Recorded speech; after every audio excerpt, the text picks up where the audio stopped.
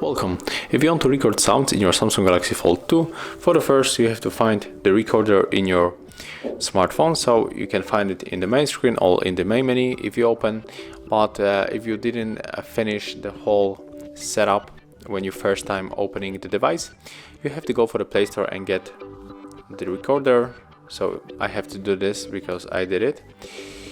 And right now let's type here recorder.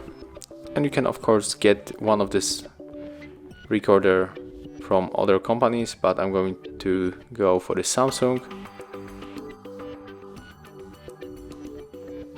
And right now we can accept all of the permissions that pop up on your screen.